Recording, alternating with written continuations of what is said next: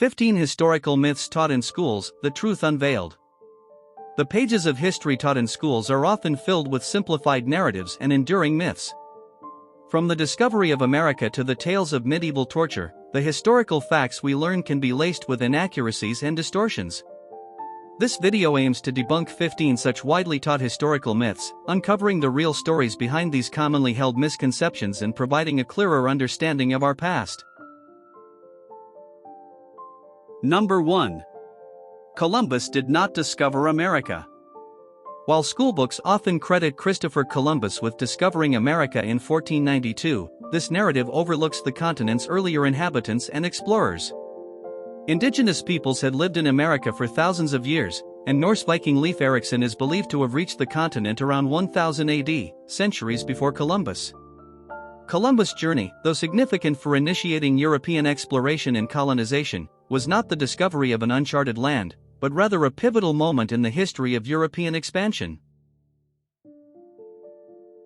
Number 2. The pyramids were not built by slaves.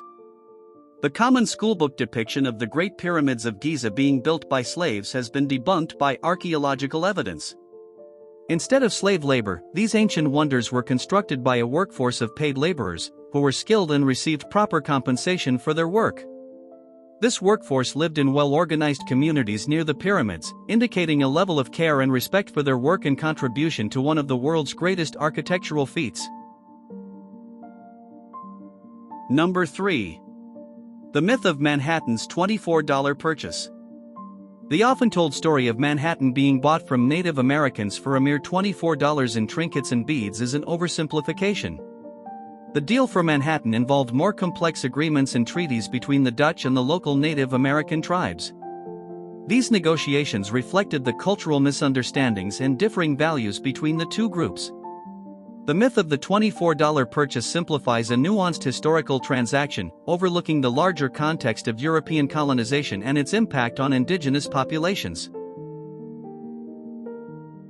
Number 4. Thomas Edison, the businessman of invention. Thomas Edison, commonly lauded as a brilliant inventor in school textbooks, was as much a shrewd businessman and savvy marketer as he was an innovator. Many of his inventions, including the light bulb and phonograph, were actually improvements upon existing technologies. Edison's true genius lay in his ability to commercialize these inventions, securing patents and creating profitable businesses around them. His success was a combination of technological innovation, keen business acumen, and effective marketing strategies that transformed the landscape of American industry. Number 5. Marie Antoinette's misattributed phrase. Marie Antoinette, the last queen of France before the French Revolution, is often attributed with the callous phrase "let them eat cake" in response to hearing that the peasants had no bread. However, this infamous quote is a historical myth. There is no solid evidence that Antoinette ever uttered these words. The phrase was first recorded in Jean-Jacques Rousseau's Confessions, written when Antoinette was just a child. It's believed that the misattribution is part of the vilification efforts against her during the Revolution, intended to portray her as insensitive to the struggles of the French people. Number 6. Misconceptions of the Salem Witch Trials. The Salem Witch Trials, a dark chapter in American colonial history, are often inaccurately portrayed in history classes.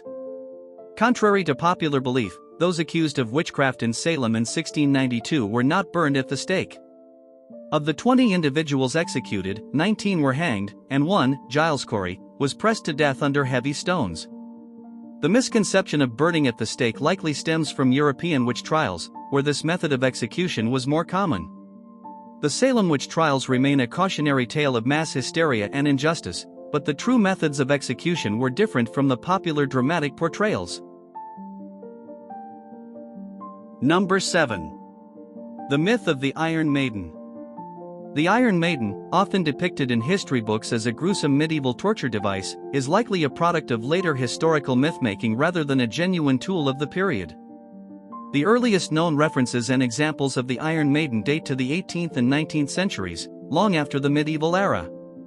It is believed that the Iron Maiden was created as a form of sensationalism or as a misinterpretation of other devices or artistic representations from medieval times. As a result, the Iron Maiden's status as a common medieval torture device is now considered more folklore than fact. Number 8. Viking helmets, dispelling the horned myth. The iconic image of Vikings wearing horned helmets, a staple in many history books and popular culture, is actually a historical inaccuracy. This widely held misconception likely originated in the 19th century, during a period of romantic nationalism where the past was idealized. However, archaeological evidence, including Viking burial sites and artifacts, shows no indication that horned helmets were part of Viking battle gear. In reality, Viking helmets were typically conical, made from iron, and featured an noseguard, with no evidence supporting the existence of horns. Number 9. Benjamin Franklin's electrifying tale. Benjamin Franklin's famous kite experiment, a standard story in American history education, is surrounded by debate regarding its authenticity. The narrative describes Franklin flying a kite during a thunderstorm to prove the electrical nature of lightning, with a key attached to the kite's string. While Franklin wrote about the theoretical possibility of such an experiment and its potential to demonstrate the electrical properties of lightning, there is little to no evidence confirming he actually conducted the experiment himself. This has led some historians to question whether the event ever took place or if it was a theoretical proposition rather than a practical demonstration. Number 10. Unblemished American record in World War II. World War II, often seen as a clear battle between good and evil, hides the complexity of war, including American soldiers' misconduct. Despite fighting for freedom, some U.S. troops violated the Geneva Convention. Notable is the 1943 Biscari Massacre, where American soldiers in Sicily killed 77 prisoners of war. Reports indicate around 14,000 rapes by GIs in Europe between 1942 and 1945.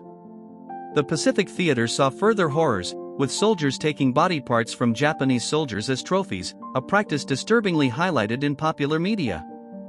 Even President Roosevelt received a letter opener made from a Japanese arm in 1944, responding favorably. These instances suggest a more nuanced view of the American role in World War II. Number 11. Einstein's mathematical prowess, busting the myth. The widespread belief that Albert Einstein was poor at mathematics is a myth that continues to circulate, despite evidence to the contrary. In reality, Einstein excelled in mathematics from a young age. Born on March 14, 1879, in Ulm, Germany, Einstein was proficient in calculus by the age of 16. He mastered differential and integral calculus on his own over a single summer. His early academic records indicate a strong aptitude for mathematics and physics, laying the groundwork for his future groundbreaking work in theoretical physics, including his theory of relativity. The myth likely originates from misunderstandings or misrepresentations of his academic record or comments he made about his education. Number 12. The Liberty Bell's misunderstood crack. The popular narrative of the Liberty Bell cracking upon its first ring to celebrate American independence on July 4, 1776, is inaccurate. In fact, the Liberty Bell, cast in 1752, had been in use for several decades before it developed its famous crack. The bell cracked in the early 19th century, and the exact date or reason for the crack is not definitively known. It is believed that the crack worsened over time due to years of use. The bell was used to summon lawmakers to legislative sessions and to alert citizens to public meetings and proclamations, making it an enduring symbol of American independence and liberty, despite the factual inaccuracy of its legendary crack. Number 13. Gladiatorial reality, beyond the death matches.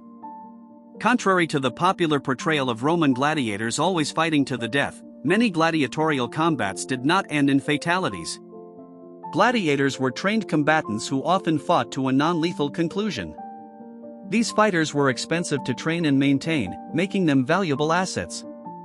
Their contests, held in amphitheaters like the Colosseum, were more about showcasing skill and courage than wholesale slaughter. While death did occur in the arena, it was not the inevitable outcome of every match. Many battles concluded with one gladiator yielding to another, and their fates were often decided by the audience or the sponsor of the games. The win or die portrayal, often depicted in movies and television, exaggerates the reality of these ancient spectacles. Number 14. Cleopatra wasn't Egyptian. Cleopatra VII, famously known as the last pharaoh of Egypt, was actually of Greek origin, belonging to the Ptolemaic dynasty.